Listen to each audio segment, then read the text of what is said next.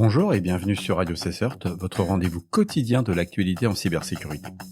Je suis Marc-Frédéric Gomez et nous sommes le dimanche 6 octobre 2024, toujours en direct du Berry. Google a supprimé les applications de sécurité Android de Kaspersky du Google Play Store et a désactivé les comptes des développeurs de l'entreprise russe.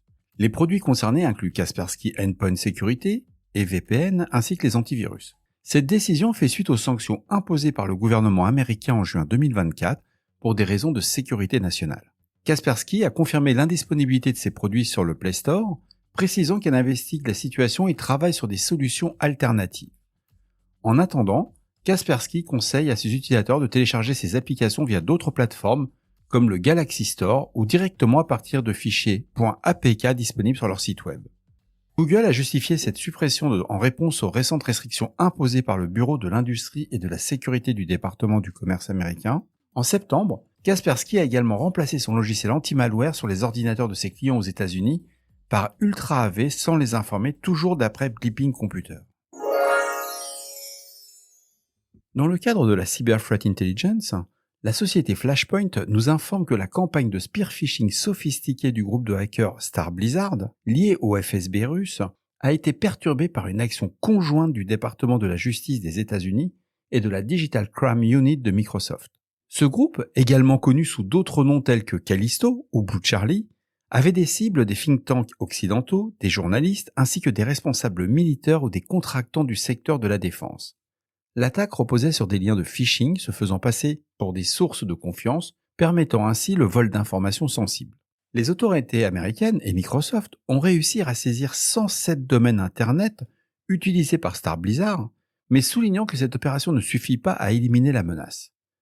Le groupe étant capable de modifier ses tactiques pour échapper à la détection, cette campagne s'inscrit dans un contexte plus large qui est la nouvelle guerre froide, où les États-nations comme la Russie exploitent le cyberespace pour mener des opérations d'espionnage, perturber des infrastructures critiques et lancer des opérations de transformation. The Register et le magazine Wired nous apprend que des groupes néo-nazis quittent Telegram pour migrer vers l'application SimpleX Chat, une plateforme chiffrée promouvant une confidentialité maximum. Ce déplacement fait suite à l'arrestation du fondateur de Telegram et de leader du collectif Terrogram, un réseau de propagande néo-nazi. SimpleX, qui offre un chiffrement de bout en bout et ne nécessite ni email ni numéro de téléphone pour l'inscription, est considéré par les extrémistes comme la plus sécurisée des plateformes. Les groupes extrémistes utilisent SimpleX, partagent des manuels de formation terroriste et appellent à la violence, tout en profitant de l'architecture décentralisée de la plateforme pour échapper à la surveillance. Toujours d'après The Wire, des limitations techniques empêchent l'application de devenir un véritable réseau social à grande échelle et les experts estiment que ces groupes pourraient abandonner SimpleX à long terme. Le fondateur de SimpleX, Evgeny Poberezkin, a affirmé qu'il n'était pas au courant de l'utilisation de sa plateforme par le groupe néo-nazi et que des mesures étaient prises pour retirer les contenus illégaux si découverts. Un sujet sensible à suivre sur l'utilisation de ce type de plateforme. On est toujours dans le fantasme que le fondateur de Telegram donne toutes les infos. C'est incroyable, quoi.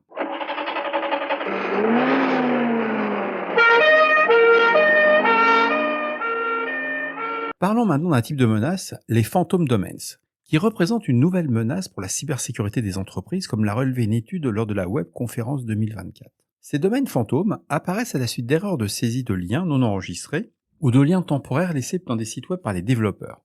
Une fois acquis par des hackers, ces domaines peuvent être utilisés pour créer des sites frauduleux, imitant les sites légitimes, dans le but de voler des informations d'identification ou de diffuser des malwares. On est presque dans du typo-squatting ou du cyber-squatting. C'est-à-dire qu'au lieu de déposer un nom de domaine avec le nom de votre entreprise en rajoutant une lettre ou en ayant la même définition, on va utiliser l'erreur de typo que va faire le développeur. Si par exemple votre site s'appelle stock.argent.com et puis il a mis argent avec un D à la place d'un T, les cybercriminels vont vérifier cette partie-là et ils vont dire je vais déposer le nom de domaine. Et ça va marcher super bien.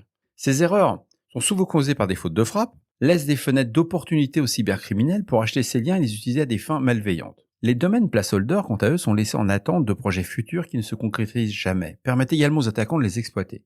On estime qu'il existe plus de 572 000 de ces domaines actifs sur le web, créant un risque invisible mais constant.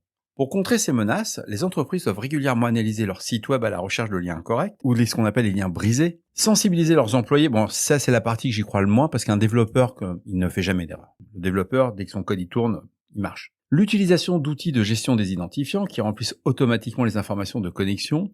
On voit ça aussi dans certains développements pour gagner du temps. Vous arrivez sur la page, il y a des identifiants, automatiquement c'est codé en dur, ça va rentrer. Bien que ces domaines ne représentent pas une menace immédiate, s'ils sont détectés à temps, ils soulignent l'importance d'une surveillance proactive et d'une vigilance humaine accrue dans le paysage numérique actuel. Malwarebytes nous avertit qu'une arnaque au faux support qui continue sur nos moteurs de recherche, en particulier Google Search, les escrocs ont mis en place de fausses pages d'activation pour des services de streaming comme Disney+, Netflix ou Prime Video, exploitant des techniques de SEO pour apparaître en haut des résultats de recherche Google. Lorsque les utilisateurs cliquent sur ces faux sites, ils sont redirigés vers un faux centre d'alerte de Windows Defender hébergé sur Microsoft Azure. Cette alerte affirme avoir détecté des images pédopornographiques via un logiciel espion nommé Alureon, tout en affichant du contenu pornographique pour pousser les victimes à paniquer. L'objectif des escrocs est de faire croire aux utilisateurs que leur ordinateur a été bloqué pour des raisons de sécurité.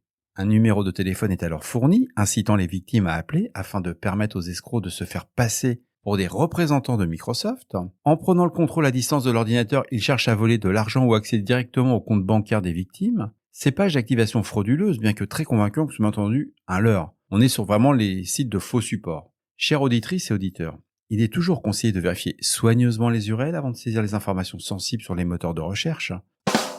The Hacker News confirme plusieurs vulnérabilités dans les produits Apple qui a publié des mises à jour critiques pour iOS et iPadOS. Afin de corriger 2 vulnérabilités de sécurité, l'une d'entre elles, référencée sous la CVE 2024-44204, permettait à la technologie d'assisté VoiceOver de lire à haute voix les mots de passe enregistrés sur l'appareil. Cette faille, un large éventail de modèles d'iPhone et d'iPod ont été découverts par le chercheur de sécurité Bistrida, qui a été résolu via une validation améliorée.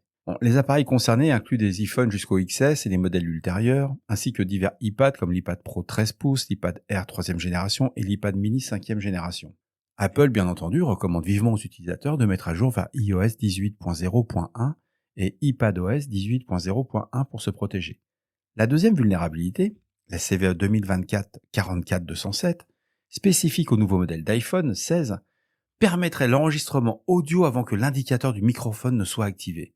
En exploitant le composant Media Session, cette faille a été également corrigée. Finissons notre épisode dominical par un modèle fonctionnel de la machine de Turing construit en Lego et composé d'environ 2900 pièces.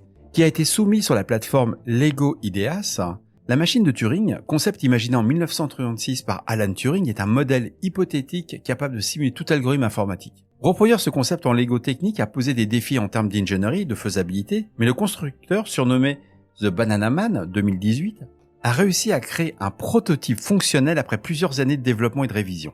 Le mécanisme utilise une bande avec un lecteur de symboles et un tableau de vérité sophistiqué, optimisé avant l'utilisation des registres. Initialement motorisé, le modèle fonctionne désormais avec une manivelle. C'est juste une tuerie. Pour des raisons de sécurité et de coût. Bien que certaines parties du modèle soient fragiles, l'inventeur travaille sur des améliorations pour renforcer la stabilité de la machine. Ce projet a actuellement près de 4000 soutiens et doit atteindre les 10 000 votes pour être examiné par les experts de Lego, qui détermineront sa faisabilité et son potentiel de production. Je vous recommande fortement de voter, juste pour le principe, pour permettre la mise en production, l'étude. C'est quand même pour nous, experts de la cybersécurité, la grande classe d'avoir une machine de Turing sur son bureau, en Lego. Je compte sur vous, je vous donne tous les liens, ça coûte pas d'argent, c'est gratuit, c'est super cool. Et voilà, ce podcast de Radio Cessort du dimanche 6 octobre touche à sa fin. J'espère qu'il vous a plu. N'oubliez pas, si vous avez des questions ou que vous souhaitez voir des sujets abordés dans nos prochaines émissions, laissez-nous un message sur notre répondeur au 07 68 72 20 09. On est là pour vous, prenez soin de vous. À demain pour un nouvel épisode. Et n'oubliez pas, cette semaine, nous aurons l'occasion pour certains d'entre vous de se rencontrer à Monaco où nous ferons un numéro spécial. J'attends juste l'accord des organisateurs. Ils m'ont promis qu'ils me répondraient pour demain. Sinon, ça sera fait quelque part entre Monaco et Monte-Carlo sur la plage. À demain. Au revoir.